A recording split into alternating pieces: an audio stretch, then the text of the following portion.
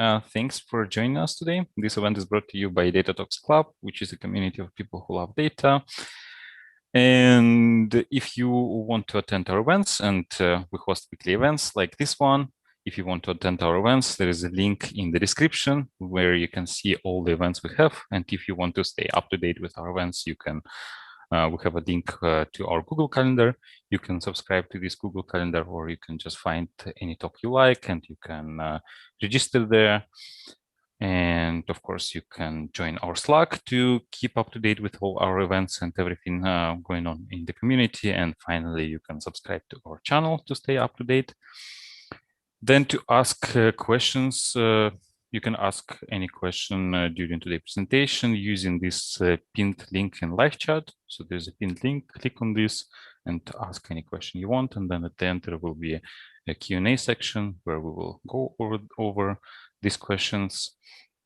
And I know many of you are watching our events in recording. So if you watch this event in recording and you have a question, you can ask your question in our events Q&A channel. So just go there and ask a question. I asked Andy to keep an eye on this channel for a couple of days.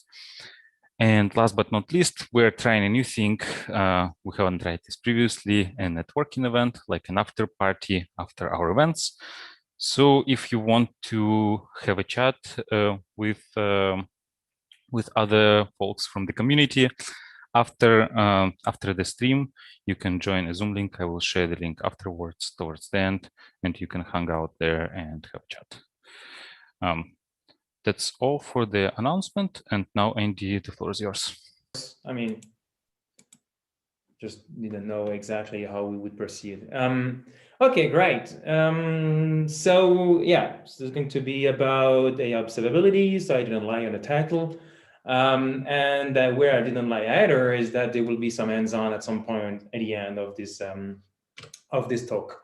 So I'm Andy Petrella. So I'm the CEO of a company named Kensu. I used to be known for the Spark notebook, which was one of those notebooks, ages ago when there was no really notebooks for Scala and Spark. Basically, I created my own. I was only one at some point willing to have this kind of tools, but it became quite successful until some point. And I had a lot of fun working on this open source tool. Before I joined Kensu, where I'm having a lot of fun, but we'll come to that maybe at some point later, or maybe during the drink. Of course, you can join me on Twitter with my handle, which is downstairs here, Nutsap. About today, so quick agenda. We're gonna talk about catastrophes, then a few words about AI Winter 3. So this is the fear part, right? So the very scary part, of course. Then we'll talk about observability, general term, very quickly. Then what could be AI observability? Just a few words about how it could be interpreted in terms of a organization with SLAs, SLOs, and SLIs. And then finally, we will rock with the hands-on. If you don't agree with this, well, I won't change now. Basically, what I wanted to say, right, is that, of course, nowadays it's very important to have trust in our data. So we hear that every day, right?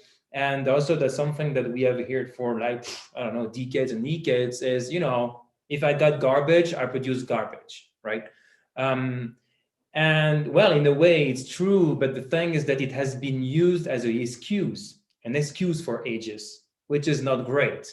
I mean, it's not because you produce something crappy that you can, answer your customers or your users that it's normal because you receive something crappy, right? That's not something, that would be acceptable with any other goods like, cheese or cars or whatever, right? So why would that be normal or acceptable in data?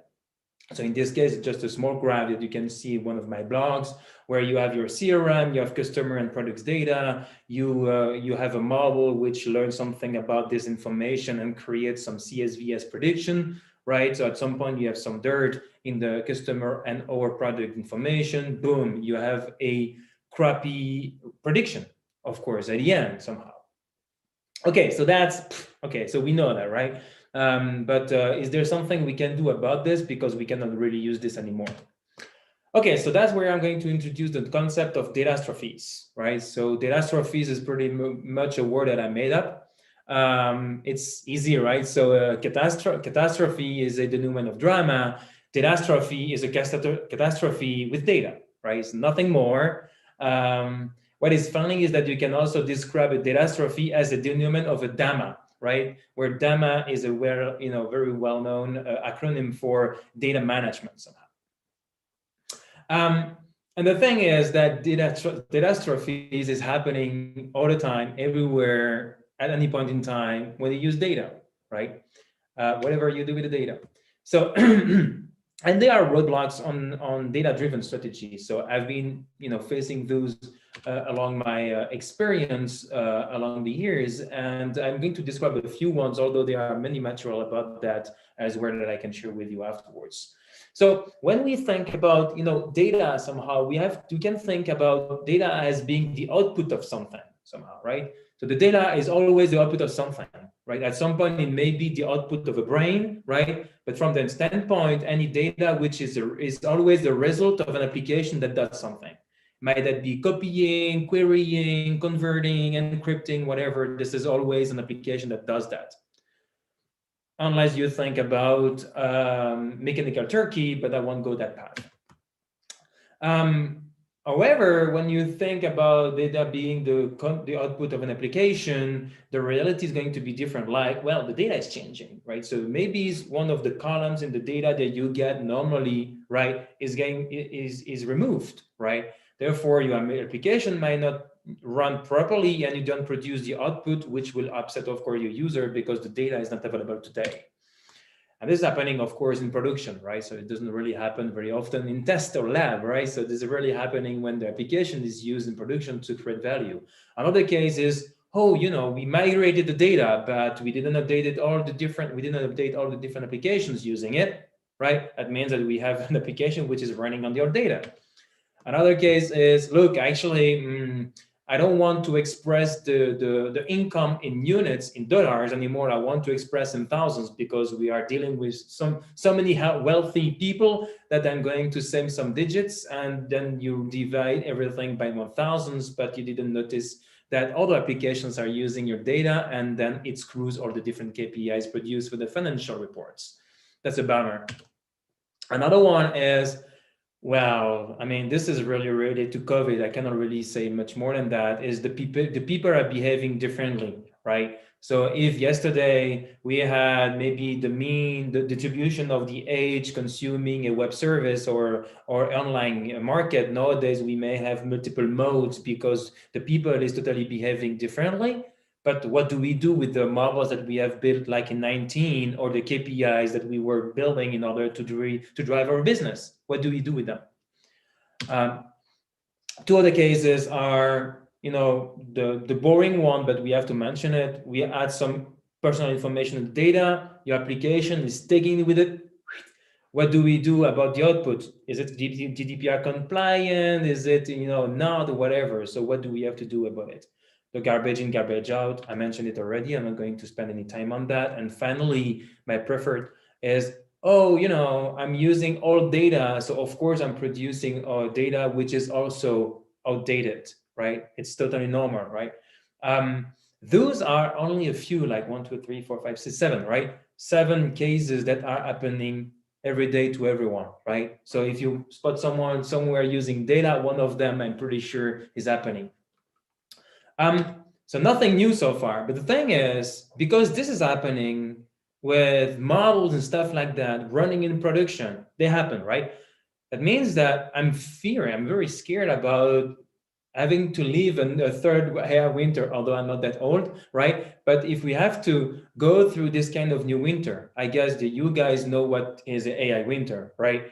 So basically, it's when we say, look, AI is fantastic. We can do so many things with it. It's awesome. We can learn whatever we want. It's going to be the age of the robots. And then it doesn't work, right? Oh, we don't have the power. We don't have the data, whatever. It means that 2 AI winter that happened, one in the 70s, one in the late 80s, right? Where damn it, actually it doesn't work. Your stuff doesn't work, dudes. I mean, we are invested like crazy money in that, and we are not getting any result out of this that is reliable, right? And reliable is the word here, right? Because we have to have something that works properly, right? And with these catastrophes happening every day, right, we are losing really often the support of the business because they don't want to be, puzzled by something that they don't understand, right? This is the latest thing that we want in our lives, right? Imagine that self-driving cars would drive totally nuts. After one case, maybe it's okay, it happens, right? 10, maybe I'm not going to buy any car like that. 100, okay, no way, I'm not investing anymore in that. Think about it that way, right? And there is this nice paper from, Google is releasing all the fantastic papers that we have to read in data nowadays. But Google has released this paper last month, a couple of months ago, sorry, where they have run some analysis, some surveys actually along data people, let's say data people, right? And they were describing that the likelihood or the probability, how you read it, right, is 90% that you face at least one catastrophe in a project. 92% that you face at least one. At least one, right? It's not one, at least one, right? At least two is 47%, if I remember. But if you just do the math, if your job is to produce as many projects as possible in order to generate value, right? After 3 projects, you have almost 100% chance to face a catastrophe. So what do we do? So what do we do after 3 projects? Do we still sleep on our both ears and we are okay with everything running live? I mean, I wouldn't, right? So there is something we must do about that.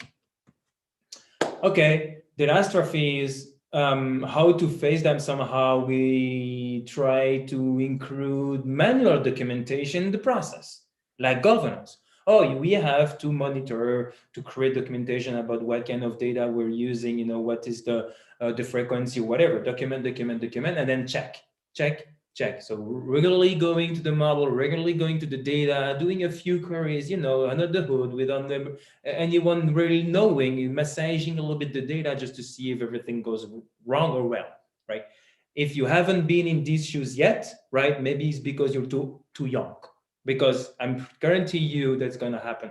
That you have to do this for your own sanity, to be honest, right? Because it's very painful for us, data people, being in face of someone who is full of anger because the data is not right, the prediction is all full, right? And you know that they're right and you don't know what to do and you have no answers, right?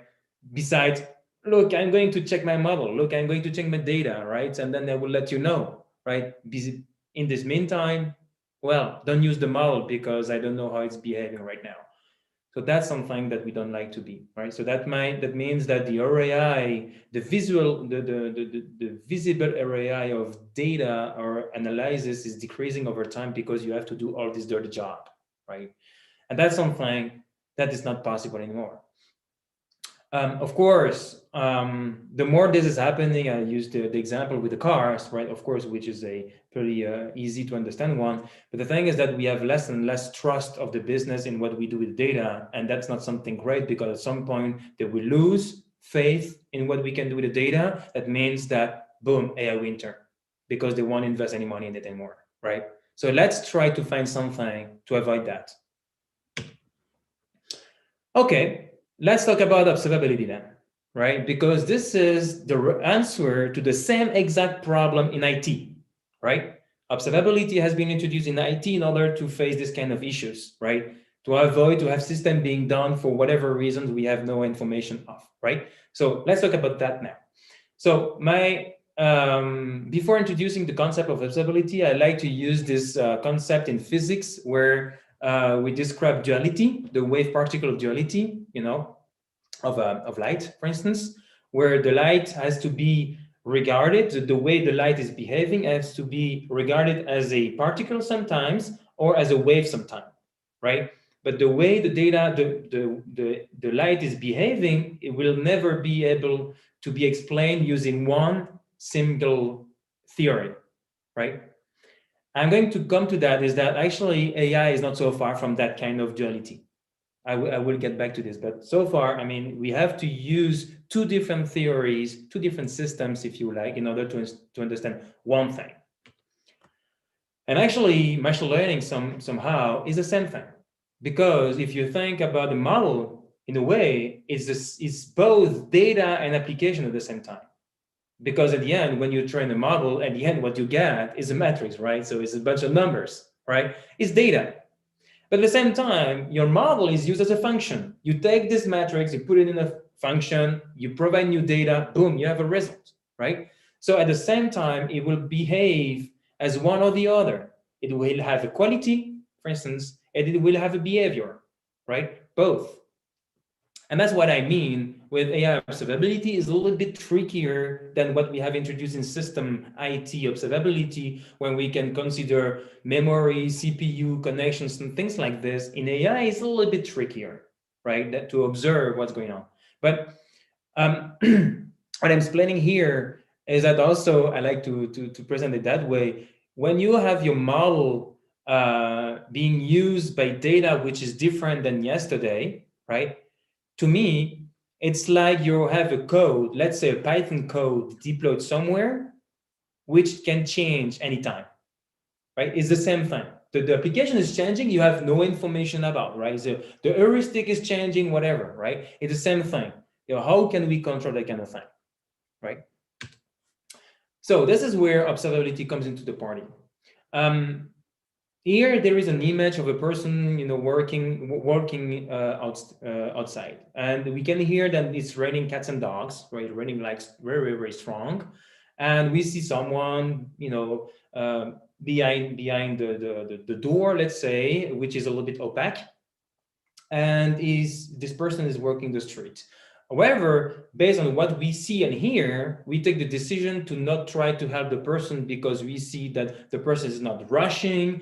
The person has an umbrella, so the person seems to be quite well safe, right? So you take a decision based on the poor information that you're receiving from the outside. Raining and kind of safe, okay? Observability is the same thing, is observing a system from the outside based on information received from the inside to understand what is the status of the system inside. This is observability. Receive poor information, understanding what is the status. Based on this, you take a decision, okay?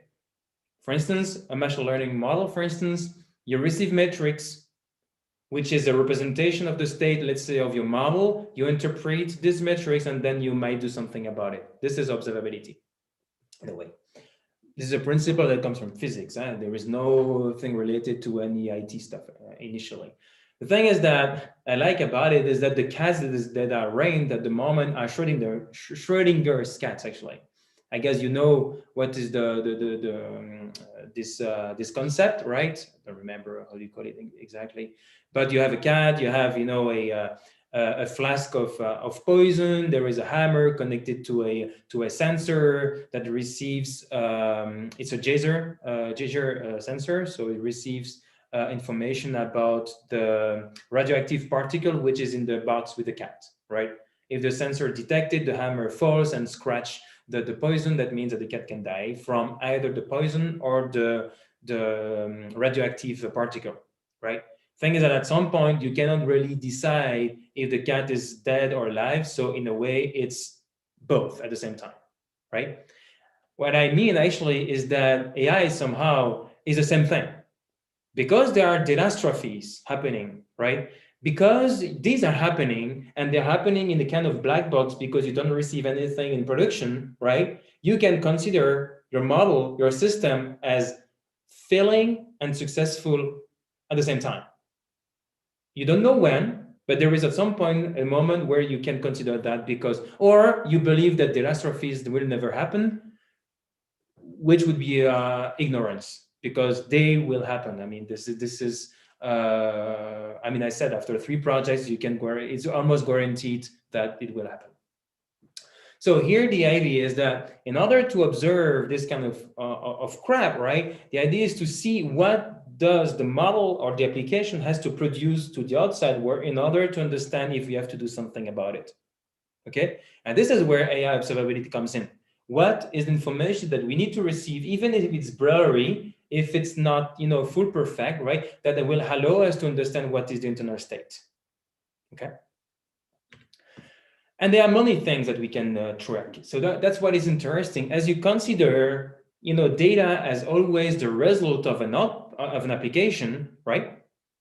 You can think of data quality, let's say, or the model quality, like from the angle of the application. You're an application which is training or using a model, right? From there, you can retrieve or create so many metrics about what you're doing.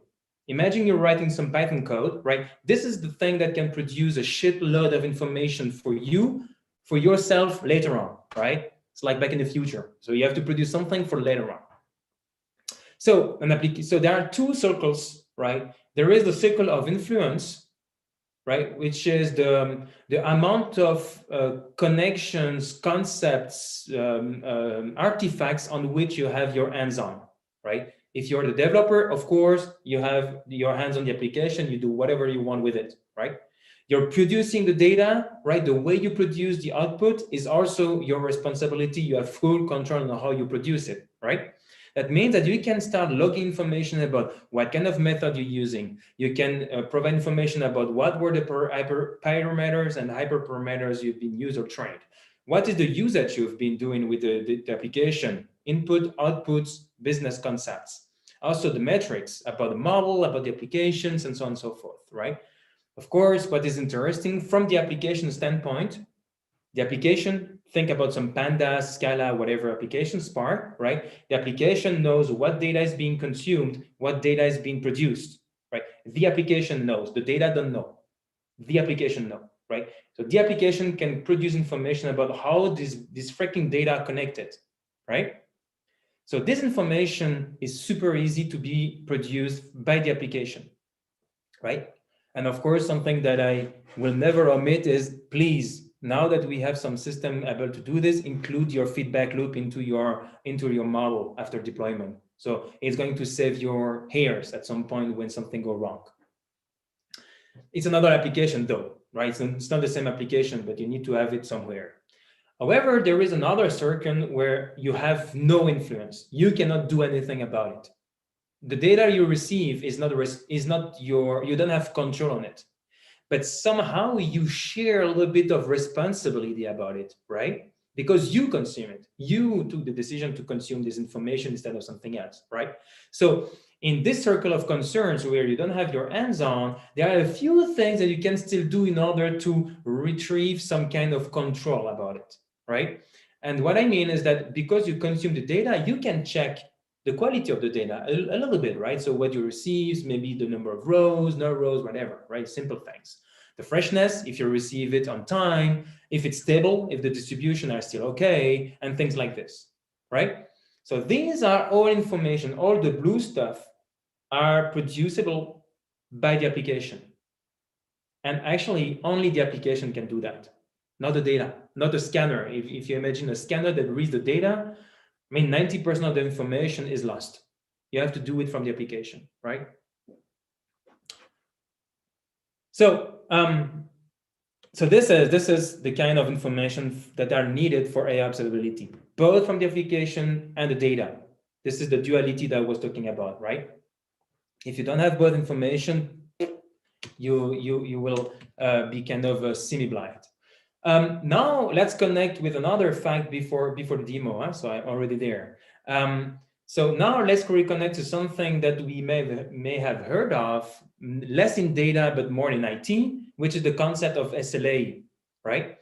Or objectives, large sense, right? What is interesting with a analytics artifacts like a model or something is that you can start figure out what kind of SLA you want to provide, right? If you want to mature as a data-driven company, team, whatever, right? It's always interesting to think, okay, look, actually, we have a business case here. I'm wondering if data or model, whatever you guys do, can help us.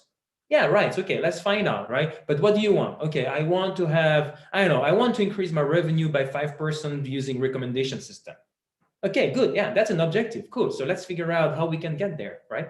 But the 5% is an objective that you want to track. It's not something random, right? So it might not be 5% at the end, but at least you have an objective, right? And it's a metrics and something that you can try to measure somehow, right? Or find a proxy that determines this. But actually, if you talk to the marketing team or to the sales team, right, you're gonna have this kind of metric in place because it's understandable for both parties, right? But in order to achieve this, you know that you have other objectives that you can set for yourself, for your own sanity, which are a little bit lower level. Like, I want to have 95% of my users getting those recommendations. Otherwise, I don't know if enough users are getting the recommendations to achieve the 5% increase in revenue, right?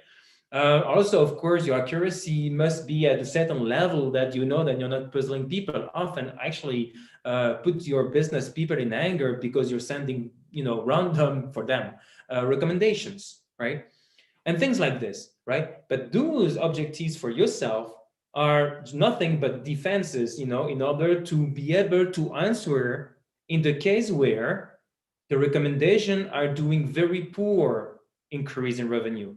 They are just for yourself in order to understand, okay, what's going on? Oh, actually, my accuracy is dropping. Oh, maybe the conversion rate is not great, right? But these are for you, right?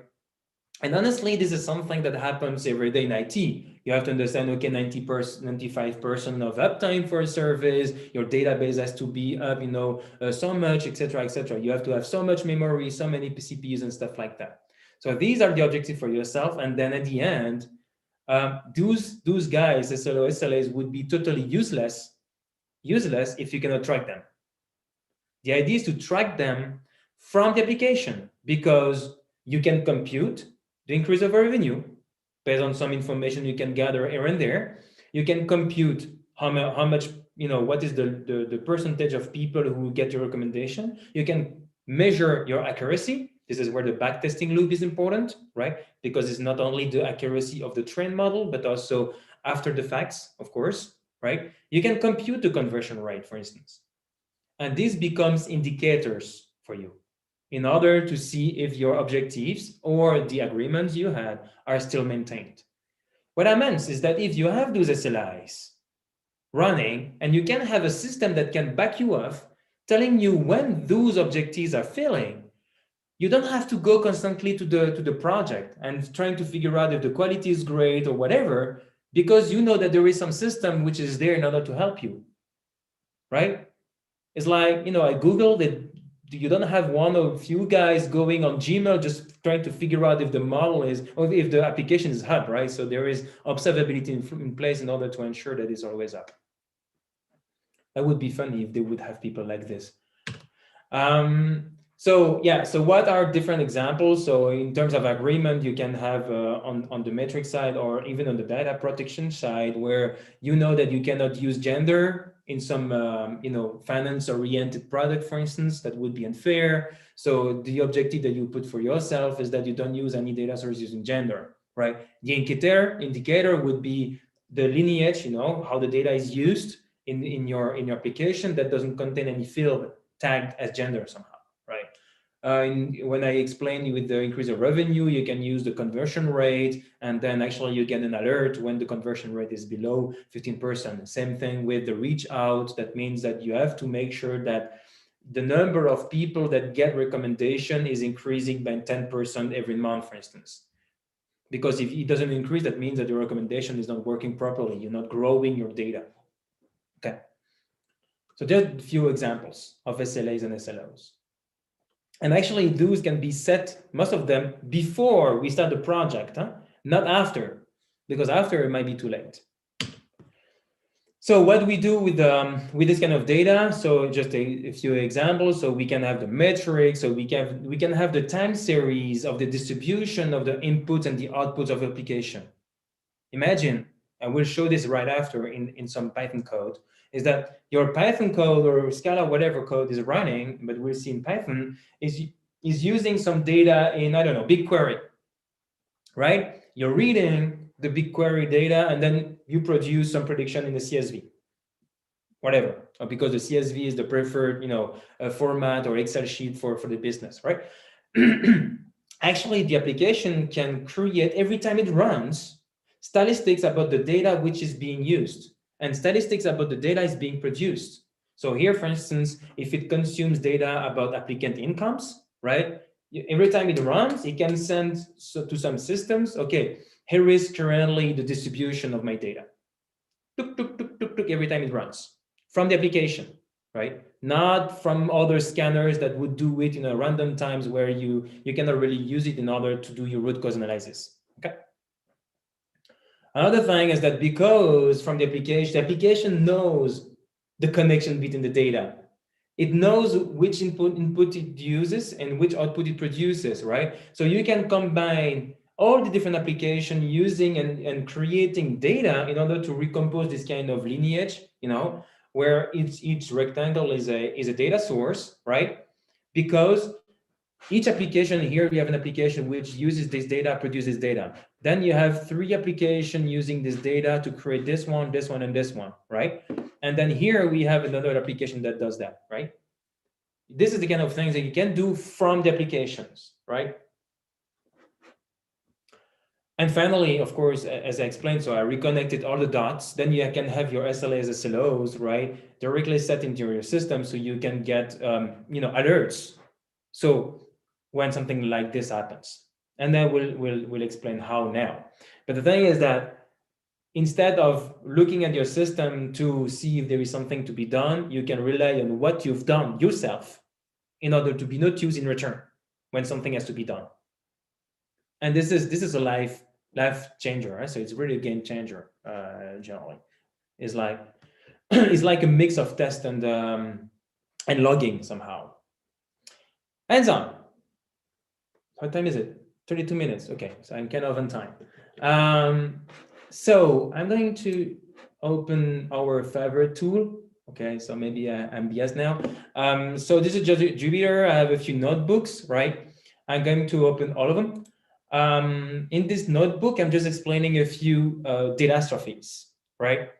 And these notebooks are open, so you can use them anytime. So I use them, for instance, for the O'Reilly training that we give at last month, that we'll give in June about observability. It's 3 hours, so it won't last 3 hours this time. So here in this notebook, may I stop you quickly? Can you enlarge it a bit to make it a bit? Yes. So wait a second. So this one. Doom. Yeah, like that. Thanks. It's okay. I can. Yeah. Oh, that's even better. Okay. Thanks. Or maybe too much. Okay, you have to stop me. All right. Okay. So basically, we have about bank marketing, which is creating a model that predicts to whom they have to give a code to whom they have to give a code to in order to propose a banking service. Right? Simple. But they cannot call 10,000 people in a month. Like they have a cap, like 300 people maximum per month, because they don't have the capacity to do more, and also it's blasting. They need to be very precise, and they have a certain amount of money dedicated to it, right? So this is the principle of this whole example. So I'm going to use general stuff like Pandas, NumPy, Seaborn for the plots, and Pickle to save and read models, for instance. Preventing some warning to puzzle up. And then here I'm going to read the data from January. Okay, so it's just a random CSV. I have it in my local file system. I read it, right? And I'm going to read also a model that I have pre-trained.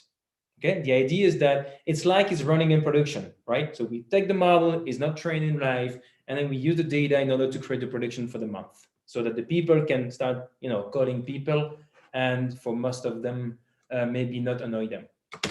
Just reading the data. Then here I have a small code, very simple, that does the model performance of the model, right? Very simple, right? It's a logistic regression, so nothing really fancy, right? That means that we can, in this case here, I'm just showing the code of model prediction performance, which uses scikit-learn in order to compute the predictions, use the predictions, based on the real data, which is stored here. So it's been pre-computed, right? So we know what is the ground truth, and then we can compute the precision. And let's say the precision is enough. We know it's not enough, but let's say it's enough for now, okay? And and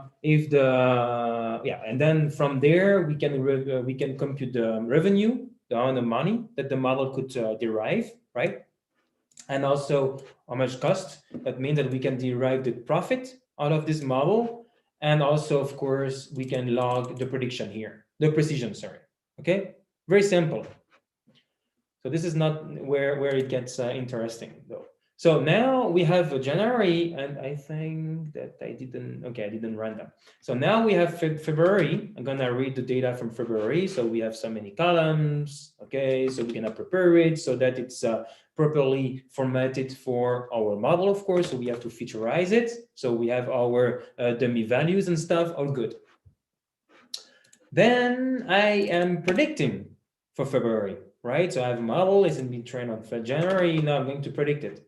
Great, actually, two things interesting. First, we wanted to have 70% of precision, we don't have them.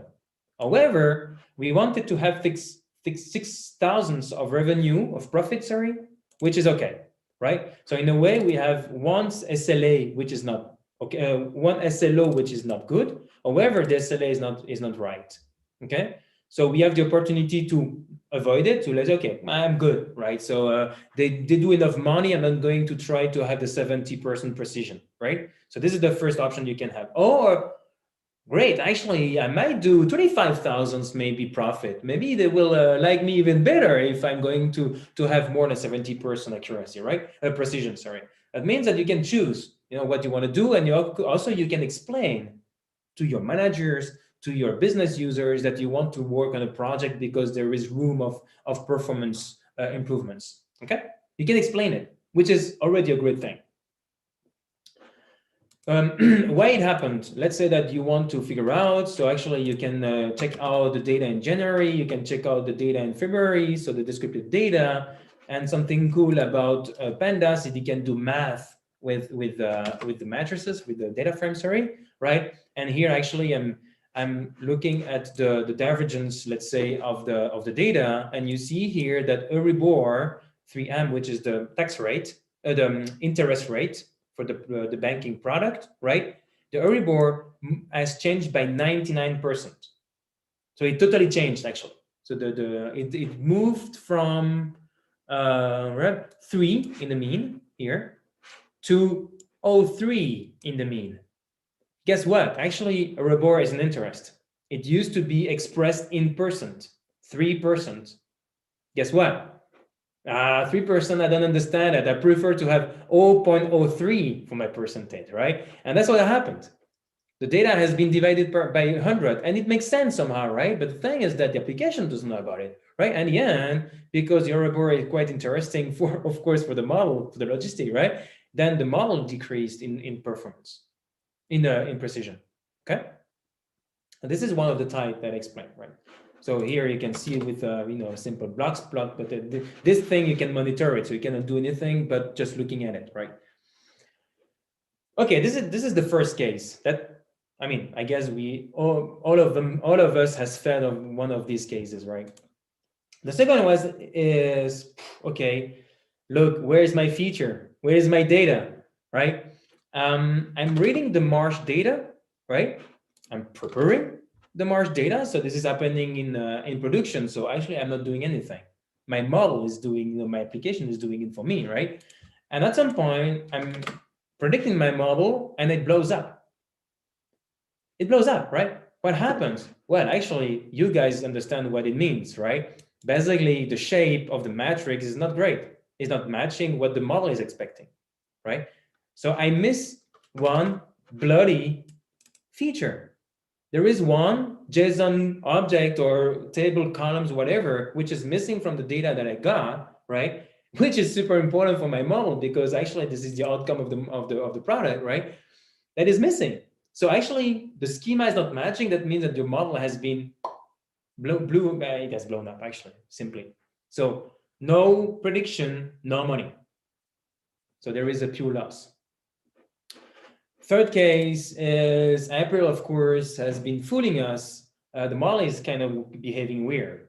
So reading April, preparing April, predicting April, damn it, 30%. So precision is like awkward, right?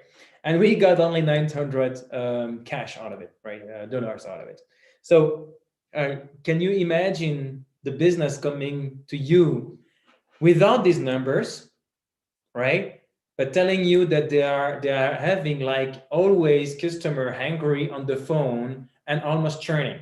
So this is basically what the business will come to you and say, and you don't know where is the issue, right? But this is this is what's going on. Actually, what happens is that, again, so it's related to COVID in this case, is if you take a look at the outcome, right? So if it has been success, failure, or the people has not been reached, right? Basically, if the sale happened or not, right? If you take a look at that, right? Actually, you have by default in January and in February, you have a skewed data. By default, the number of failures is higher than success. Okay, typical in sales. Damn it. But anyways, what happens is that in April, the skewness has grew like a crazy, right? Actually, the thing here is that you were almost 1,000. Here we're close to 800, but we're around 200 there, and we are close to only 100 in April for the successes, right? The thing is that this information is really important for the model to train and to predict, sorry, right? And this is explaining actually why it's not performing correctly, because the number of information totally changed. And this can be tracked using simply the skew of the data frame. The input of your data, you ask skew on it, you find 5 for the first January, 5 for February, and 7 for April. So it grew by 50%. If who has dealt with skew data, you know how much harm that can do. Okay. So I explained a few cases here, and I always provided a way to avoid it somehow. Here we have the skew. Before we had the variation of the percentage between 1 month and the other. And for the second, a way to detect which field was missing. Okay? So in a way, there is a way to understand what is the problem, but how to become aware of it before, right? This is where I'm heading. In the second, cool. No, same one. No, it's okay. All right. So what I'm going to do in the third notebook is I'm going to introduce a monkey patch pandas, NumPy, scikit-learn, whatever, right? Monkey patching, if you don't know what monkey patching is, I'm going to explain it in this notebook. So basically, I'm going to use here pandas, again, the same thing. I'm going to read January. I'm going to use also the model here, right? Reading everything like before. And here I'm going to read some data. Oh, sorry, actually, I don't, this is not used, actually. This is where it's important. I'm reading 3 data sets. I'm merging the result here, the customer info with the contact info, right? And then I get the 360, and then I'm merging customer 360 with business info. Okay, it's join, and nothing gray there, right? And afterwards, I'm just saving the information. Okay, you prepare the data, nothing else. Okay, so you got it, right? So basically, we did that, and we have the data over there that has been produced with the data. The thing is that if this is happening in production, you have no feedback. No feedback. How can we get feedback? By introducing a monkey patch version of the library that will trace everything for you. And this is where the magic happens. First here, I'm just introducing, sorry, where is it? Here. I'm just using one of our libraries, which is open source. Actually, I think I have the link somewhere. No, I don't have the link, but I will provide the link to the library. It's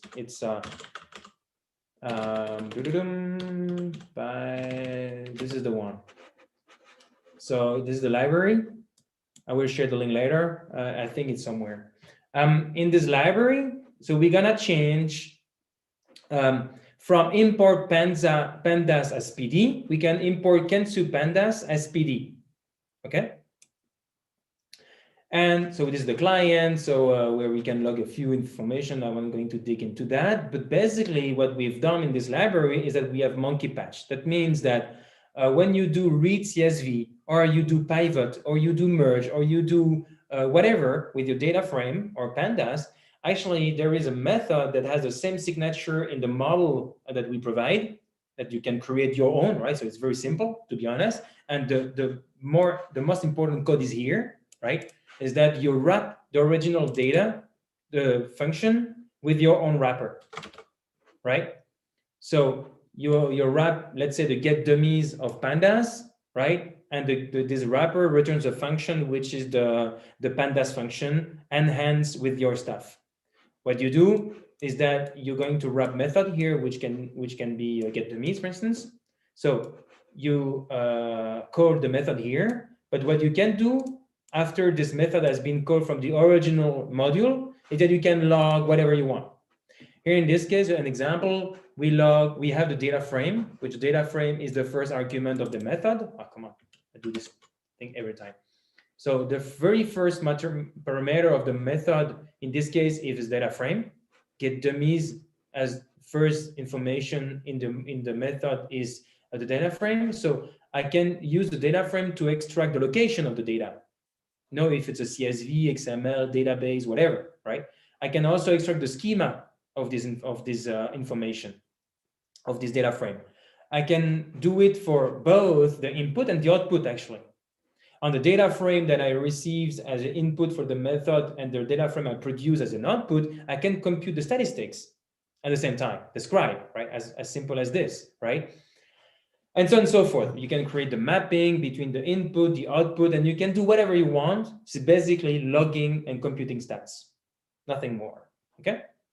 And you can even, that's the magic in Python, is that you can reassign the documentation of the initial method to the wrapped method, so that when people are typing using proposition, or you call it a completion, right? It gets also the documentation appropriately.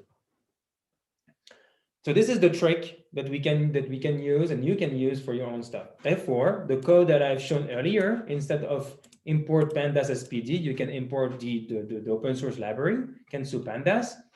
And what happens is that it's going to you see that it runs very fast. It produces the log file with a shitload of information in it. What kind of information? Where is the code base of this notebook? If it's stored on GitHub, you can have it. The process, the name of the notebook, in which project is running, when it has run, etc., but also the data source. What data source were consumed, for instance, by this application, right? If it's not a notebook, a Python code which is deployed, actually, you know what? This application is reading this file or writing this file, whatever. It's using this file. So you can connect the application with the sources, with information. You have the schema also, even if it's, a random JSON, a random CSV with no header, CSV has rarely header, or whatever header they have, it's always a pain to get them. But the thing is that because you have your pandas, you have your columns and everything, you can log this information for yourself, right? The schema of the CSV is something like that, right? And you can log schema, data source for everything you read, write, and everything. So data source, schema, and at some point I will have something interesting like the lineage. The lineage connects these data with this data. So you can connect automatically because merge knows which data is being used and is input and as an output, right? It can reconnect the dots in order to create a lineage. And also the data stats of the input, the outputs. You can compute describe, and therefore you have amp, var, rate, mean, and things like that. For free, right? For free, basically, you run this, you get this, right? Impact on time, 0. And actually, because you have those logs, it's interesting to use them, of course. Otherwise, they become dark data. You can use them and create this kind of reports, for instance, right? So you have here a schema that represents that you're using May business, May customer, May contact in order to predict May, right? Just by reading this log, right? But not only. So this is one example, but because it has also some metrics in there, you can produce some other stuff like, oh shit, actually this doesn't work. I have to do this, download, and it should open somewhere here on the other screen. And then from the logs, right, I have this picture that I've shown you, right? But also I know which project, which application I'm talking about, which environment, when it ran, the different version I'm using and stuff like that. Also, you can have a report for yourself about What are the data sources being used, right? What is the name, the format, what are the fields, if they have been used or unused, because which field are used. Also, you have the statistics of this file, when you used it for the last time, the age, the ID, etc., etc. So I can scroll because actually we log all the data that we have used and created in this application. And as just by using these logs, right, that have been produced by the application, you have this visibility activated in no time. This can be transferred to your documentation base, whatever you think is relevant for you, right? And actually everywhere, but not on the paper like we do all the time, right? So that's basically the idea. And that's what one part of the observability is meant for, in order to automate most of these things. So this is how you can do by monkey patching. Okay. Now, actually, now that we have this data, I shown this fancy report, but okay, who will take a look at them? All right. So of course they are there. That's great. It's also very interesting for backing you up, right? If you have to read something or you propose something or demonstrate something. But the thing is that you want to use them in a continuous fashion, and to save a little bit my my resources on my poor machine. Look there. Yeah, never mind. Yeah, never mind. Okay. In the second notebook, we're going to create some monitoring rules on the data that are in the logs, right? That's interesting. You have the statistics. Okay, it's great that you have this PDF, but it's not useful in a way at some point. Okay, in this case, wait a second, wait. Okay, it's weird. Actually, I've changed this. Anyway, in this case, I'm going to do pretty much the same thing. I know I'm going fast, guys. So I know I'm going fast, but the idea is that you see, that is very easy to introduce this kind of concept as long as you have the right library in hands. And if you want to have a 3 hours long session on that, come on Rally. Next, I'm reading the data, the model, and then what I will do is that based on the logs information I have, I can detect some stuff like detect the deleted fields, right? Because we have the schema before, we have the schema after, we can detect this kind of changes. We can also see the change in patterns. Let's say the number of rows with null information in there has changed by a certain percentage, for instance, right? And the data usage also, if you use the field that you didn't use last time, right? These kind of things from the logs that you saw can be discovered in real time. You read the data, boom, it clicks, because yesterday the data you got was different, And that's the fantastic thing about this in order to discover these catastrophes. So here, I'm going to read the logs that I have produced already for January, February, and everything, right? So here we have just a few functions provided in the notebook in order to parse the different logs and produce this kind of dedicated logs about January customer, January contacts, and everything. And here you see that we can list all the data that were used in this project.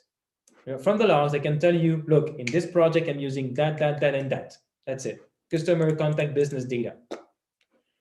Now you can also extract statistics from the logs. It can tell you that in January, for the business data, I got this information for January, right? And you can compare this with February, for instance, okay, from the logs. So these normally are exercises, but I'm just reading through them. So if you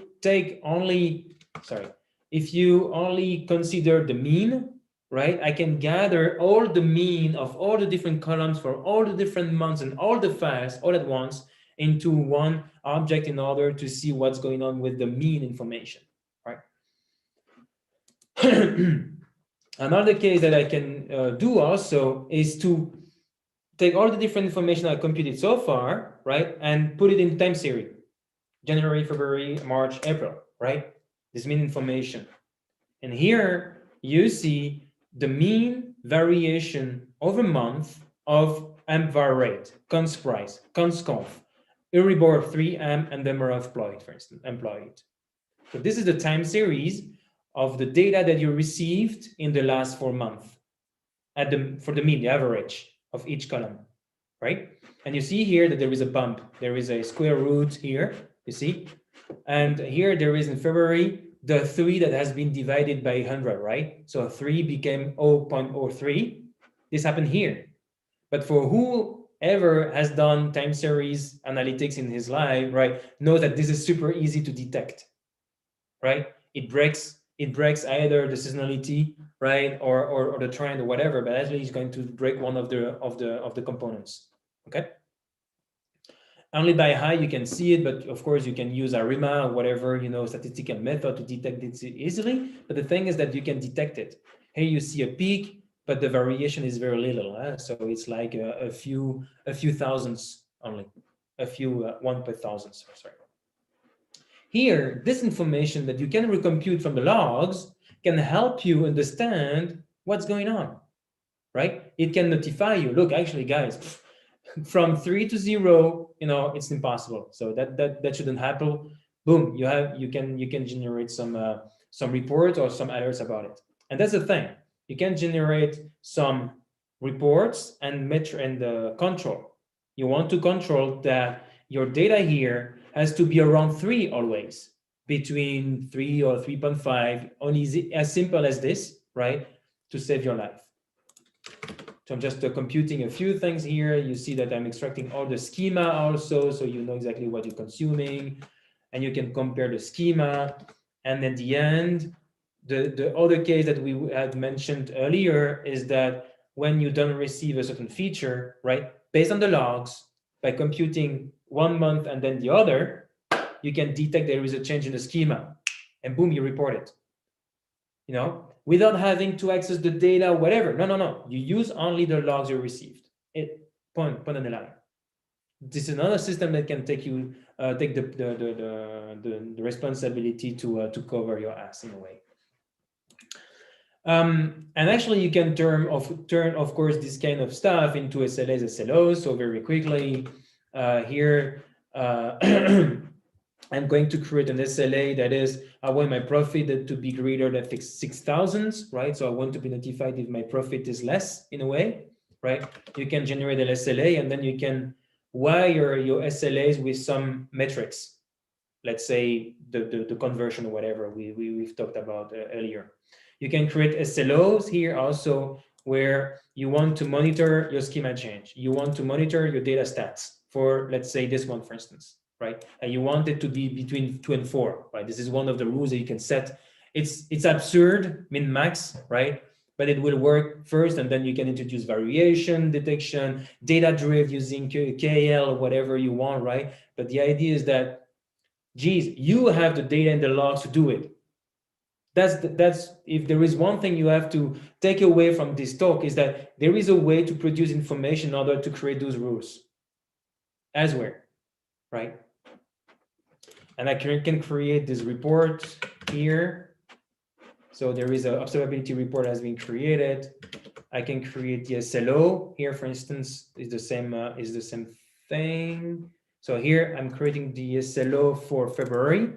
So I have the same as earlier, right? But I believe that I should have another PDF. Yes, here with the objectives. Download. Come on. And this, that contains, again, the data sources and everything, can also contain at the end, I believe, yes, here, the SLAs. Let's say here you have the quality of a contact data table. It has a change in the schema. For instance, here you see, the mean of the Euribor 3M has changed in the range. And you know what? How you can use this is to report every Monday, with your team. Okay, look, actually, we have this and this thing happening in production. We have to fix it, right? Everything you can plan what kind of maintenance you can do, right? If it's not super urgent. If it's urgent, then you have to jump on it right away, of course, right? But the thing is that because you have this kind of notification system and data in the logs, then you can actually plan ahead what you have to do instead of, jumping on everything that comes into your desk because you don't know what's going on. The thing is that you know what's going on. You can tell, look, actually, I know what's going on. Let me finish what I'm doing, and then I will be back to that, right? That's what we do with IT for years. That's what we should do with data also, right? And of course, I mean, this kind of alerts in the PDF are nice, but actually you can also use a system that I call a data intelligence management system generally, which is it's like Prometheus or Kibana or whatever for data observability. Let's say observability. In this case, just to show you what you can do with a system like ours. Actually, this is a demo. You can send these logs to your logging system, but also to a logging system that is capable of using both the graph information you have, the input, the output, the lineage, etc., plus the schema, plus the statistics in order to create this kind of rules and notify you when it's possible. Okay. So in this case, I will log right away. Go ahead to the Kenji system. I will go real quick on this. I will copy this token that connects to our platform, right? I need to provide the endpoint here. I need to close those though. The endpoint, which is not www, but connect to our API. And then how we're going to call it, a DTC. It's a project name. Was good, Andre? You like it? Good. And then I can initialize it and everything goes well. It should be initialized. Yes, so here actually I'm connecting to a system, right? So just the connection, HTTP, nothing fancy. Now I'm going to create the data simulating that the process is happening in January, right? So I'm reading data, I'm merging some data, and okay, it has done, right? What happens is that if I go to here, projects, I have somewhere DTC normally here. Project, I have my notebook. It's a notebook now, right? And I have my contact data, business data, customer data, and data, which is created. Here, customer data, contact, business, and data is created. Okay. And from this notebook in this project, and what you can do here, two things. First, you can check here. You see here, you can check what is the statistics of that damn thing. You received all the different statistics, so you have the chart, which is for now. I mean, I ran it once, right? So there is only 1 month, there is only 1 point. But we said that we have this SLO, right? I have to make sure that Euribor 3M is between 2 and 4, right? Or it's variating no more than blah, blah, blah. Okay, good. Euribor, mean, 2, 4, okay. No matter, okay. So everything's good, right? Now my model is in production. It runs for a few 4 months, Feb, Map, April, May. Beam, run simulating February, March, April, May, and boom. At some point, it creates everything. Well, okay, my machine is slower than usual. Beam. I refresh it. And then what happens is that I have my time series of how the data produced is behaving, right? So this is the statistics on how the data is being created. I have the different quantize. I have everything that is produced by the scribe here, right? So I didn't introduce anything fancy. So we could have introduced, Skew, for instance, is not there, but we could have introduced it, right? In order to also monitor the skewness on some data and stuff like this. And here you can see that one of the point is not matching. So 70%, 3 of 4 objects are okay, one is none, right? That means that we have an issue with is open. And this issue, guys, is what is going to save you a lot of time because it's creating for you. That means that you have to go for it. And that is finishing my demo because it's 5 after 6 and I've taken a little bit more of your time than I expected. And in the slide, there is not more. I see Andrew is a little bit stressing. So like, this guy is talking forever. Just to show you, just to remember, okay, the library is over there. Monkey patching is nothing but just wrapping the initial function and using your own stuff in it. And this is what you got. It's a best practice to build trust. AI observability has to be taken that way. Best practice is part of your job to build trust. And that's it. 5 minutes. Thanks.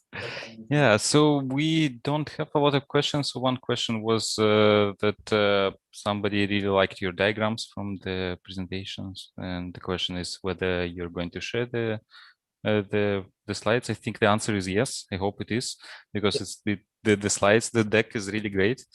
And the second question from me, how do we get the notebooks? I guess you also share them with me, and I'll just put them in the description. Okay, and another one from me as well. I guess you get this question often. Like Pandas is great, and we do use Pandas sometimes in our ETLs, but we mostly use SQL. Is there a way to instrument to have some sort of like something similar, similar logs to build this lineage for a bunch of SQL queries? Yes, SQL in a way is the easiest somehow, right? Because it's a natural. I mean, it's a language. It's an algebra, right? So you can parse it to get information. So this is really easy. You get the SQL. I mean, the open source SQL parser, and we use it also, right? In order to see which data, etc., etc., and then you can build the statistics based on that right away, right? There is an impact, of course. So this is the question I get often. There is an impact, of course, on the data because you consume it, etc., etc. The thing is that this is where you can do it in a smart way, is that you do it after the job's done. When the business is okay, the business logic is performed, then you can hit the data that the data source or whatever that you have in your SQL or whatever, sorry, to do the extra steps needed. Okay, thanks. Yeah, because like I really like this idea of instrumenting, and because it's seamless, you don't need to do a lot of stuff. You just replace, just add a few lines of code in your script or whatever, and then you have the logs, which is really great. It's easy. It can be put in a higher level library, as it happens often, right? So we have this common library that everybody uses that abstracts a few things. You put it there, easy. In notebooks, you can put it into the startup script. This is what we do of the Jupyter lab, right? So it's part of the startup script. So no one has to do anything. It's very seamless to the users. So you don't forget, right? Okay. Yeah, since we took a bit more time and there are no questions, if you have any questions, feel free to ask them in Slack, or now we can also have a networking after party. So I will share the link in live chat.